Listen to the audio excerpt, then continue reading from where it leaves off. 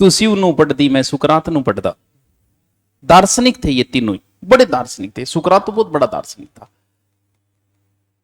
महान व्यक्ति था। जहर दे दिया था इसको, क्योंकि समाज के विरोध की कोई अंट संट बात करे ना, समाज को पसंद नहीं आता। सत्य ये, जितने भी महान लोग हैं सबको मार दिया गया, क्योंकि इसको जहर दे दिया, इसको मृत्युदंड दिया। और बंदे के विचार देखो, मृत्युदंड भी बड़ा दार्शनिक था यार, बहुत बड़ा दार्शनिक। इसके जो जहर तैयार कर रहे थे वहां बैठा था, वेट कर रहा था। बानो बोले बे बेचारा आचार्य के, यार इतना महान आदमी थोड़ी देर और जी ले। वो बेचारे धीरे धीरे जहर तैयार कर रहे थे। बोले वही क्या करो भाई, जल्दी करो। इस व्यक्ति को भागने का मौका दिया गया, ये भागा नहीं वहां से। इसे पूछ लिया, यार तो बाज भी तो उसको तू। बोलना मेरे भाग जाने से मेरे विचार भी भाग जाते, और मैं मर जाऊं चाहे मेरे विचार जिंदा रहना चाहिए। बोले रे जहर की तेरे इतनी के जल्दी लगी है, मैं घना ही लोगों ने जहर दिए, लेकिन इतना उतावलोपन मैं आज तक की भी नहीं देखियो। बोले यार मैं इसका भी अनुभव लेना चाहता हूं, मैं होशो हवास में मरना चाहता हूं, मैं इस जहर का भी एक अनुभव लेना चाहता हूं। बड़े शौक से इसने जहर पिया था सुकरात ने। सुकरात का शीशा प्लेटो, प्लेटो का अरस्तु, अरस्तु का ये मकदूनिया का था ये, और विश्व विजेता के सपने देखता था। देखता नहीं था, 33 साल की उम्र में विश्व विजेता बन गया था। थारी कितनी होगी, कितनी होगी? देखो था, एक बात और बता रही हूं, आप मानना नहीं मानना। एक जमाना था जब हम कहते थे कि भाई घनी उम्र पड़ी है यार, 100 साल जियांगा, और सच में वो जीते भी थे, क्योंकि मरने के कोई रीजन ही नहीं थे। आदमी 80 साल तो जीता ही जीता था। लेकिन आज तुम ये मत कह देना कि बहुत उम्र पड़ी है, कद पटाखो बोल जा बेरो को, कद एक्सीडेंट में सड़ जाओ, कद थारा हार्ट अटैक आ जाए, कद उम्र नहीं है। जितना जल्दी उसके नौकरी लग के सब पूरे कर लेना। आप ये मत कह देना किसी को कि 60 साल जीऊंगा, उम्मीद नहीं है आज 60 की। उस समय उम्र थी 33 साल की उम्र विश्व विजेता के लिए निकला।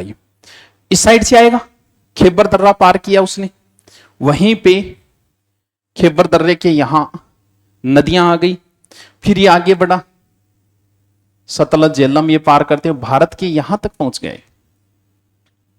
जब ये पहुंचा भारत की बॉर्डर पे, तो वहां कुछ जनजातियां थी, वो सिकंदर के डर से वहां से भाग खड़ी हुई। कौन कौन सी थी उसमें? एक तो थी सीवी, एक थी अर्जुनाइन, और एक थी माल। ये 3 जातियां सिकंदर के डर से भागकर वहां से राजस्थान में घुसी। तो सबसे पहले है मालो, ये आई राजस्थान के बीच में यहां, जिसे मुख्य रूप से क्षेत्र आता है टोंक। यहां कारकोट एक नगर था, उसको अपनी राजधानी बनाई। और राजस्थान में सबसे ज्यादा जो सिक्के मिले हैं वो किस जनपद के मिले हैं? माल जनपद के। एग्जाम में कई बार पूछे, शायद सभ्यता उसमें लिखाया भी था, शायद लिखाया गया। टोंक में टाटा नगर है, सर्वाधिक सिक्के यहीं से मिले। माल का मतलब माल ही है, माल क्या बोला है, रुपया नहीं बोलता होगा। हाँ बेरोमन, तो संग ज्यादा रुपया कौन सांगा मिले? माल। अगला है सीवी, ये महाजनपद नहीं, ये जनपद है, छोटे जनपद। सीवी थोड़ा आगे भाग गए, और आगे भाग के कहां पहुंच गए? यहां। सीवी जनपद कहां था? चित्तौड़, जिसकी राजधानी क्या थी? मध्यमिका।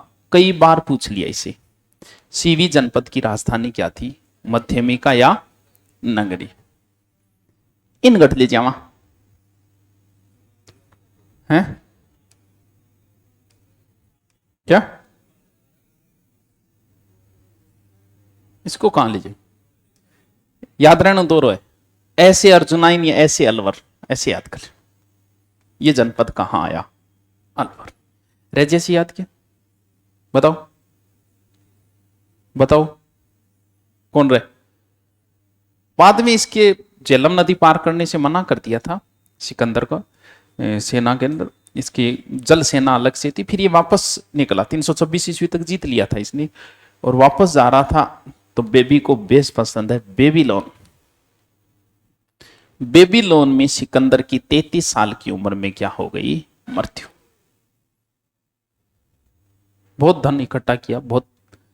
मरते समय इसने कहा था कि काम तो कुछ आयो को नहीं, कुछ कहते हैं कि ये बेहोशी में चला गया था और लोगों ने मरा समझ लिया, चलो जो भी हुआ हो। तो इसने कहा था कि और तो कुछ को नहीं, बरिपिया रपिया तो खिंडा दियो गिले और मेरा हाथ बाहर निकाल दियो, ताकि जनता को ये बात का पता चले कि मैं इतना जीत कर भी साथ तो कुछ नहीं ले जाता।